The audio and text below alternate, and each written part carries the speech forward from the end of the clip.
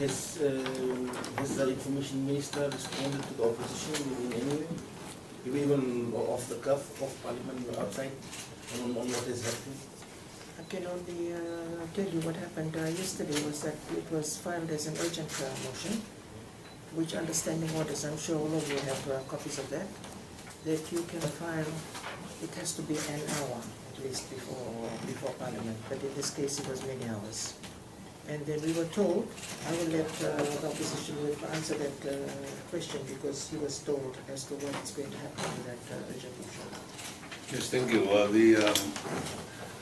The discussion was actually put forward by the Minister of Information, who is also the AG, and told us that the urgent motion has to be left here because he is not available on today's session. Why is he not around? Well, I believe that he has to answer that. Maybe he is sick, but he has to answer that. But again, our effort to actually raise that again this morning failed again.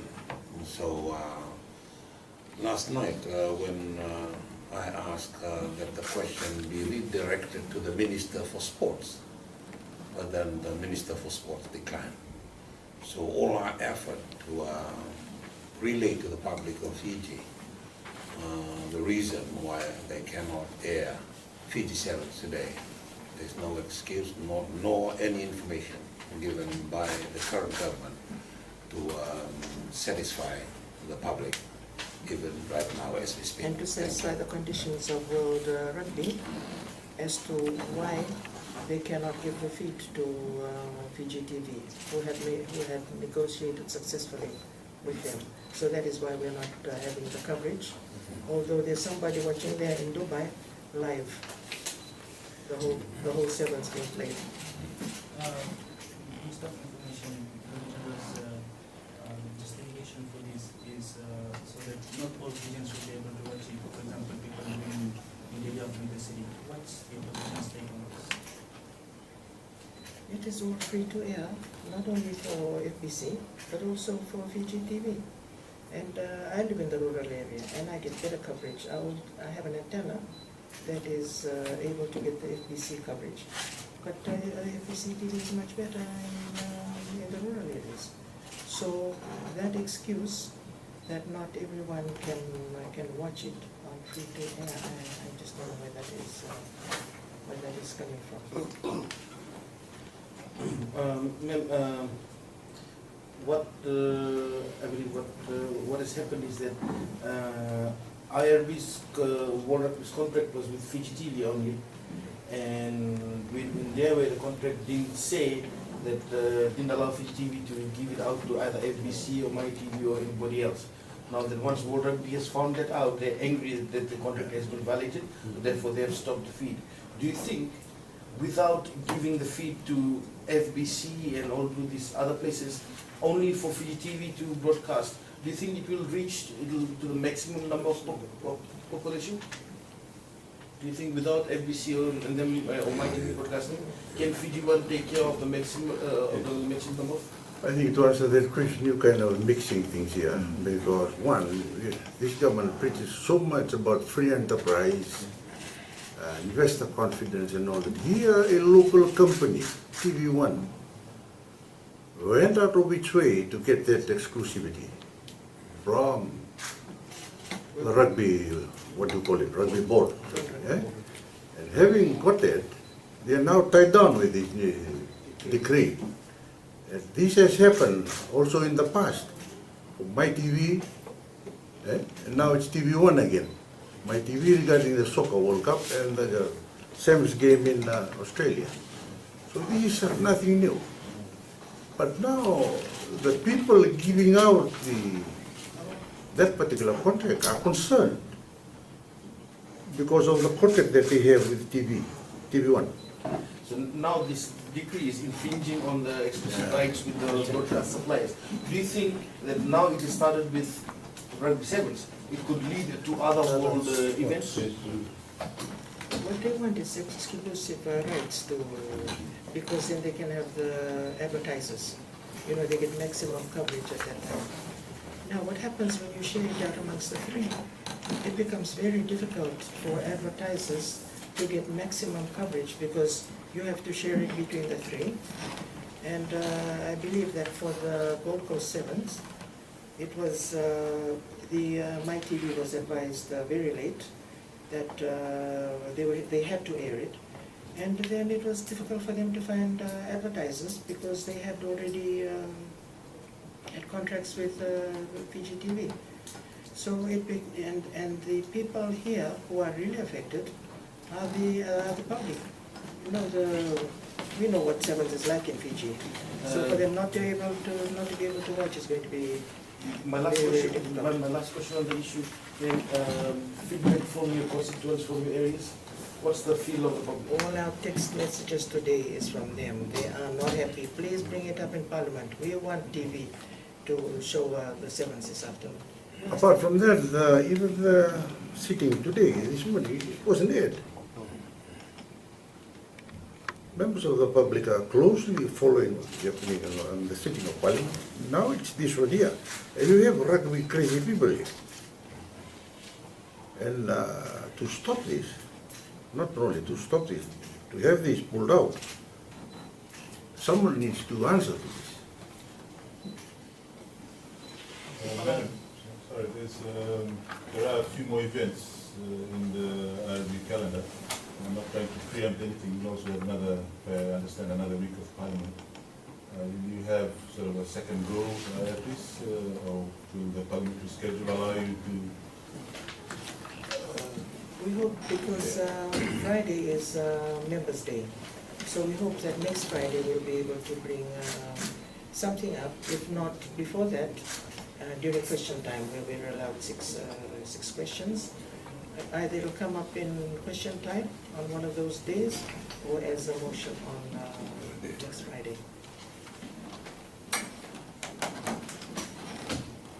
And it's also the public who have to state how they feel about this, and not just us from Parliament who are bringing this particular issue to the media in regards, in this particular case, on a very urgent matter, and that is the Sevens, which begins this afternoon. So why don't you, Madam, this is more, why don't you think there is a more bipartisan approach to this? Because it affects everybody on both sides. What's stopping it from becoming? Good question. Maybe they don't watch Sevens.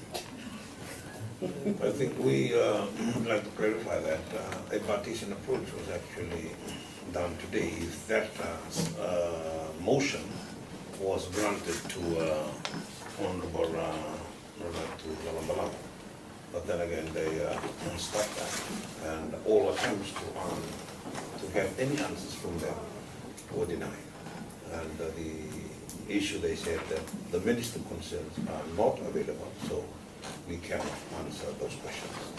So there is a deliberate attempt for all of them to not present themselves so that the public can receive what they deserve, an explanation of why this thing is terminated. Thank you. I think just the last one, just the last point. Also, I believe that the players themselves will be affected, our players that are there in Dubai, because we know they rely very much on support from home. They've often told us that they look forward to receiving messages from their supporters at home, family members, so that without this this feed through to FBC TV, we just hope that it does not affect their performance this afternoon. As we've heard Ben Ryan also this morning in saying that they hope to win 2 in a row. So this is one also that they were looking forward to winning.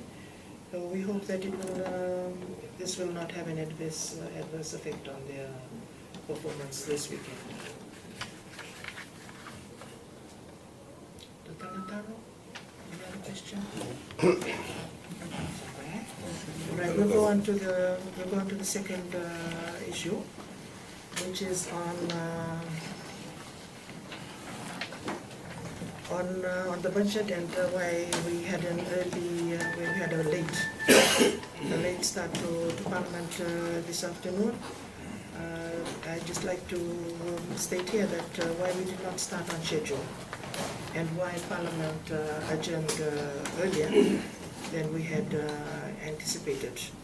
And this was through a concern of ours which was brought to government, which was brought to Parliament yesterday, in which the Honourable Charlotte Rendondo, in her budget response, had raised a question about some errors that she had noticed in the budget estimates. And this is recorded on page 422 of the uncorrected, which you will get after this. Page 422 of the uncorrected Hansard report for yesterday. And following the conclusion of debate yesterday during the business committee meeting, the government side presented a list of anomalies or errors that were in the budget that required amendments. And this was after Honourable Charlotte Rendondo had pointed out in Parliament in her response. So in reply to a question by the whip, if those were the only errors in the budget, the Minister of Finance stated emphatically that there were no other errors that were going to be found in the budget. Now, however, at 9:20 a.m. this morning, the government, through the Permanent Secretary of Finance, presented another list of errors or anomalies which requires amendments, and they have listed them under 15 heads. Now we know that there are 52 heads in the budget, so this is a list of 15, and we are wondering if there are other errors in the other heads that they have not mentioned to us today. So we have spent some time looking at those anomalies or at those errors that they have presented to us today, and we are very concerned. We are very concerned about it, because those are only some of the errors that they were able to find overnight. So if they're going to work on it over this weekend, I'm sure that they will find other errors which they may present next week.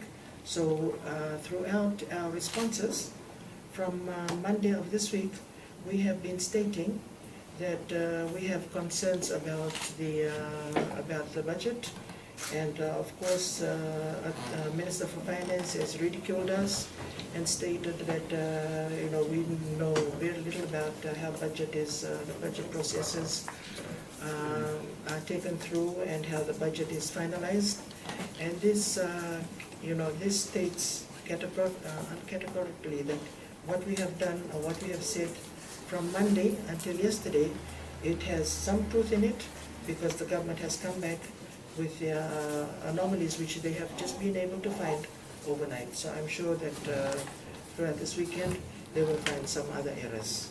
So that is what has happened today. And next week, we hope that with the Minister for Finance back in Parliament, and the Speaker also back in Parliament, we don't know when the Prime Minister will return.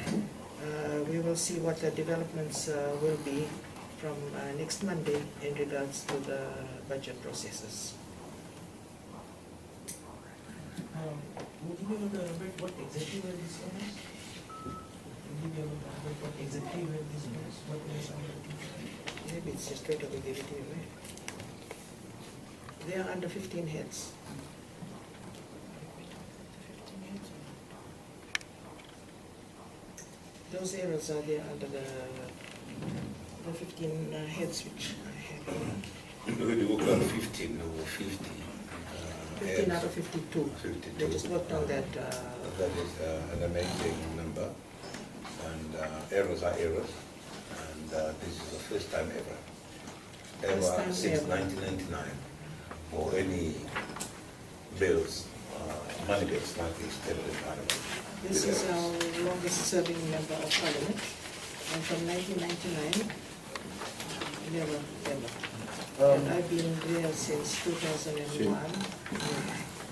The problem here began right from day one, when they introduced these appropriation bills to the House. And you, the media, may have seen that they've withdrawn the consequential bills that by convention never used to accompany the appropriation bill at its introduction. But they've withdrawn that. And now, there's amendments that they seek.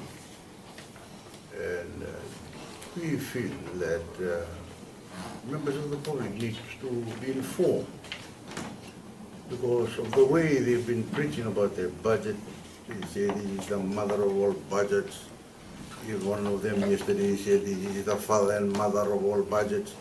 But the very next day, this morning, this is where we are. So many corrections and amendments need to be made.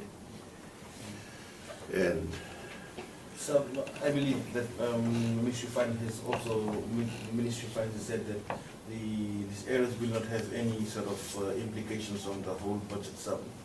But that fact aside, that would mean that the ones, the budget estimates and supplements that have been printed now are a waste of taxpayers' money. Now we're going to waste more taxpayers' money printing another batch. Have anybody asked how much money is going to be? How much money has been wasted and how much more will be wasted? let me Taxpayers' turn that around. We'll be accountable for it. All you taxpayers. That's it. That is very much a concern of ours because previously all these budget papers used to be printed by government printing, and they did it very well. We didn't have any problems with them in the past. But now they've taken it to a company, and I'm not sure which company this is. And this is what happens. They tell us that there's some typo errors. But I think it's more than typo errors that are here. We didn't have these problems when government printing used to print it because they have the machines, they have civil servants who look through all these documents, but they don't have these checks and balances in place, so this is what happens. One of the common vocabularies that they are using is modernization. If you look at the present, modernization, but modernization right through the presentation is always following with errors and errors and errors. And this is again revealed many more. Will the opposition ask the government how much of taxpayers' money has been wasted and how much more? That's a good will be question. used? There are two options available, or maybe three or four. But one is a corrigenda, and the other one is to renew the whole thing. But that is open to a lot of people to just to see it. If it is only an attachment, but it may not be questioned. But it needs to be redone totally, because we expect more errors to come, more errors to come. So you fix the corrigenda today, more errors come tomorrow. And then another one, then you hold, then you hold. So the answer is redo the whole thing, redo the whole thing. And they're at a cost of taxpayers. And it could come to a situation where the appropriation bill isn't passed by December. And Well, there are avenues available to them to go around that. But for this particular bill, we can only talk on this particular bill. And this is where we are at this point in time. The mother of all bill is in shambles. I mean, they're still making amendments to it. And it has gone through the second reading, ladies and gentlemen. It has gone through the second reading. They're about to go into the Committee of Supply. And this is where we are now. They brought it upon themselves. when is the vote scheduled for the appropriation bill? That'll come after the Committee of Supply, third reading. Which is next week. But Committee of Supply will obviously be delayed now because of this. Maybe I was just going to ask that how is the opposition planning to address this in the Committee your supply or in Parliament next week? Are there motions in mind or are there strategies? We have some strategies, but you'll understand that we cannot tell you everything. There's some things that we have to keep tight in our hand.